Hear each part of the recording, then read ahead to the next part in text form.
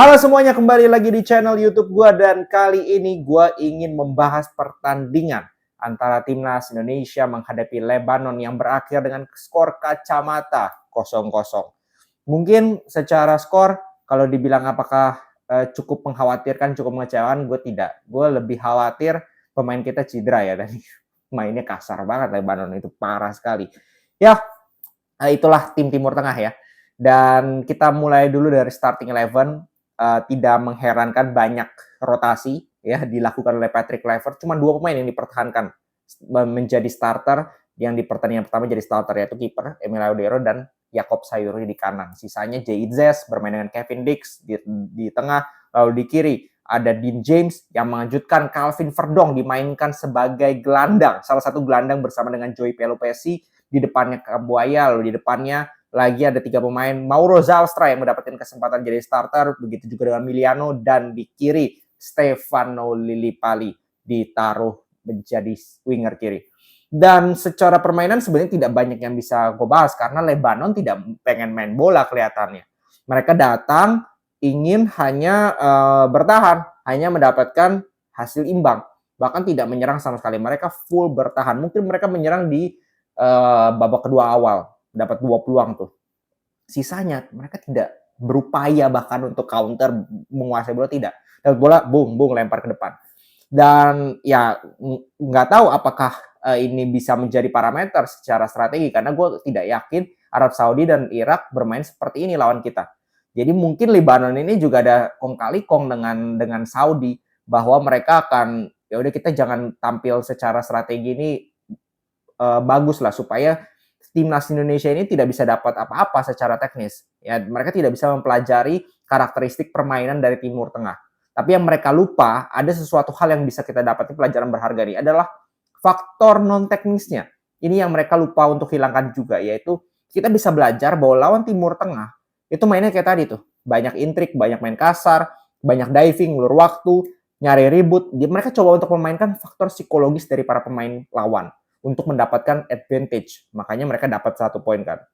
Jadi itu yang betul-betul harus dipahami, itu harus betul-betul didapatkan oleh pemain timnas, pelatih timnas menganalisa bahwa oh ya, faktor-faktor ini harus kita lebih perhatikan dan kita cari solusinya supaya kita tidak terpancing dengan faktor non teknis tersebut yang dicoba terus pasti dipancing oleh tim Timur Tengah. Yakin gue nanti lawan Irak pun yakin gue akan seperti itu. Kalau kondisinya mendesak untuk mereka dan menguntungkan untuk mereka, pasti mereka akan melakukan itu juga. Begitu juga dengan Arab Saudi. Arab Saudi lebih parah. Jadi ya kalau dibilang apakah permainannya berbeda, sebenarnya tidak berbeda menghadapi Chinese Taipei. Cuman Chinese Taipei kan secara kualitas memang jauh di bawah kita. Jadi defense mereka juga terbuka kan. Apalagi mereka kebobolan cepat lewat bunuh diri, itu kan membuat mereka juga kehilangan konsentrasi untuk full defense. Sedangkan Lebanon tadi ya sama, menumpuk banyak pemain. Mereka bermain dengan 5-3-2, tapi ketika menyerang ya ujung-ujungnya 5-5 ya. Mereka bertahan sekali, low block sekali.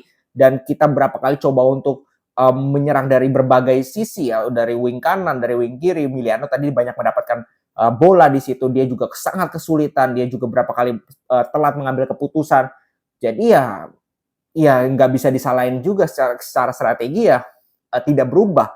Plannya tidak berubah, tapi ya tergantung bagaimana kreativitas di depan, kualitas pemain ya. Kita juga kualitas pemainnya kan, walaupun banyak pemain naturalisasi atau pemain diaspora kan kualitas pemainnya ya so-so aja, bukan pemain yang tier kayak Jay Itzes gitu kan.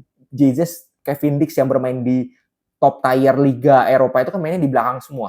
Sedangkan yang di depan ini ya pemain muda, ya kan Miliano, Mauro Zalstra, Lillipali main di Super League, begitu juga dengan Kambuaya, itu yang menjadi problem. Dan sebenarnya sih secara ide, secara bagaimana kita ingin bermain itu sudah jelas 2 pertandingan, tidak ada yang berubah, dan itu poin plus. Semoga itu bisa dipertahankan lawan Saudi dan juga lawan Irak, dan semoga mereka lebih menyerang, pasti lebih menyerang, dan kita lebih mendapatkan space, karena kita butuh space. Kita lihat berapa kali tadi transisi Kambuaya, keren banget 2 pertama, passing-passingnya yang trivela kepada Miliano, itu yang terjadi kalau kita mendapatkan space.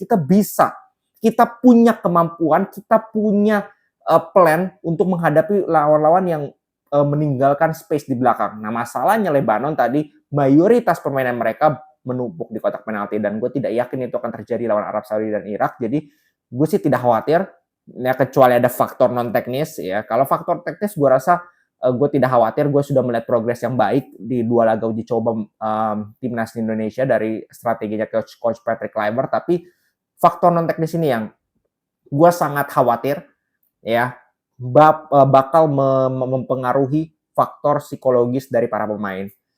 Main kasar itu sangat bisa berpengaruh, bisa terpancing kita. Lalu intrik dengan diving, belum lagi ada faktor-faktor non teknis ngulur waktu, belum lagi ada bisa aja nyogok wasit atau apa, itu kan Timur Tengah sekali. Timur Tengah itu tidak pernah mendapatkan atau tidak bisa bersaing di Asia maupun di dunia tanpa faktor-faktor non teknis. Terbukti Qatar main di Piala Dunia itu kan karena mereka tuan rumah dan kemungkinan akan main lagi karena advantage yang mereka dapatkan dengan menyogok FIFA, dengan menjadi sponsor, begitu juga dengan Arab Saudi.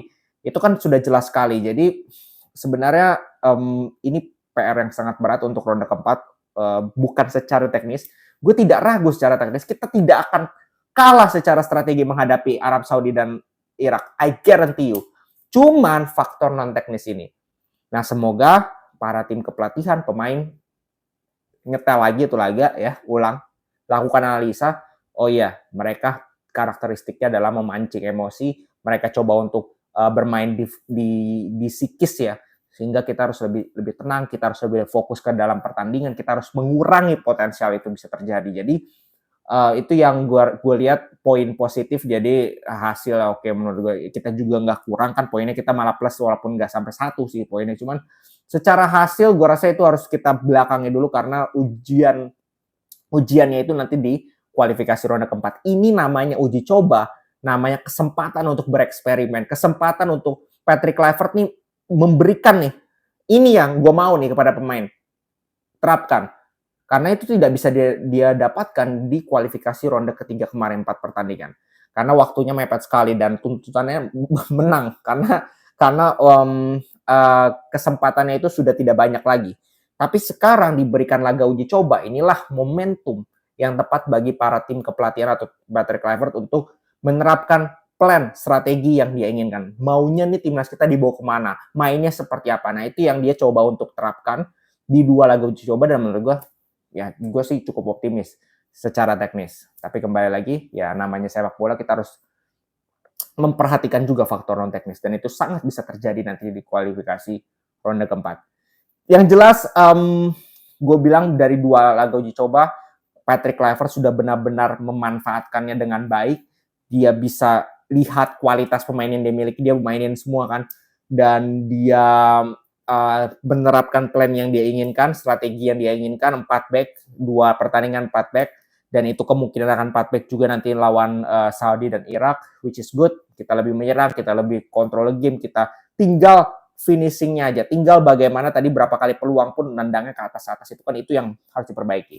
Tinggal bagaimana itu diperbaiki, gue rasa kita bisa bersaing secara taktikal, secara teknis. Oke, jadi kita lihat saja nanti seperti apa persiapannya besok. Ada timnas U23 yang jauh lebih penting. Karena itu hidup mati tuh. Harus menang lawan Korea Selatan. Ya, segitu dulu. Thanks for watching.